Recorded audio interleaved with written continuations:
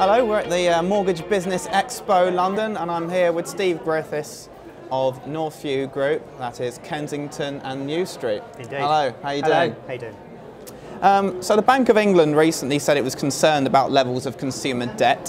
What can intermediaries do to help those burdened with that debt?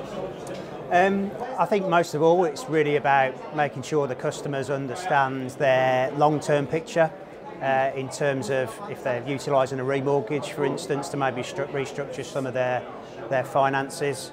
And I think sometimes you have to remember that perhaps if people are struggling somewhat and maybe sort of being inputted by some financial stress at that stage, it's really just about making sure that the intermediaries understand that any credit impairments that those customers may have come across can really affect the product choice for customers, and very much really just understanding that maybe how that affects affordability decisions, and I suppose really getting closer to lenders that really have the ability to look at the whole case rather than just a high-level credit score basis. Okay. What support are you giving to first-time buyers at the moment? So first-time buyers, most recently we've launched into the Help to Buy equity loan scheme. We launched that in July of this year.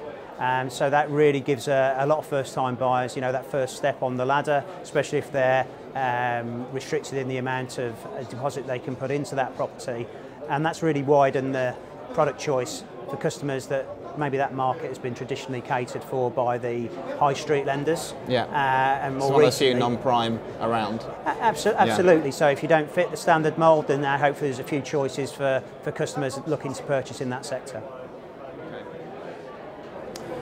Is there enough choice out there at the moment for the self-employed? I mean, it's something you've been talking about for a couple of years, it feels like, but how do you assess it yourselves with the rest of the market?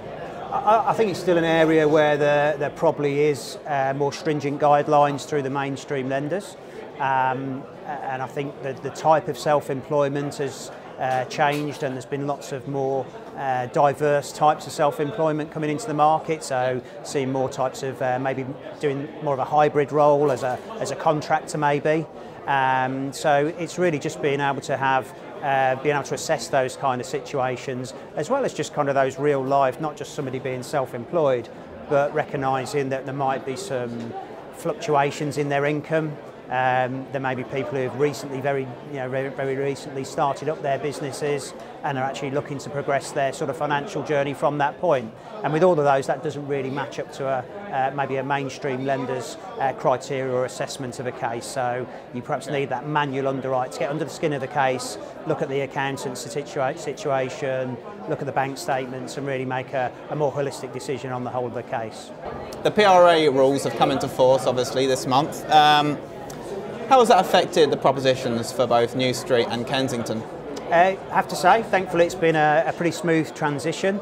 Obviously we've got two brands in that market, so we're really looking to cater for both sides of the portfolio market, with New Street taking some of those smaller portfolios of up to 10 properties, Kensington doing the more complex situations with much larger portfolios on an unlimited basis. And we really put a lot of effort into trying to minimise the workload for brokers and their customers that are in that space. So things like utilising the customer's own portfolio spreadsheet and looking to make things as easy as possible within that transition. So yeah, all in all, it's gone pretty well. So on that subject, do you always plan to keep the New Street and Kensington brands separate with sort of issues like this? Yeah, so there's the two very different propositions. We actually go and talk to brokers about them side by side now with our, their business development team and our business development unit. The brands really complement each other well. They do two separate sets of criteria and are really aimed at two different customer bases. So yeah, absolutely, we're fully committed to those having the two brands. Do you think you need to do more perhaps to get that message out there and how the two brands are sort of different?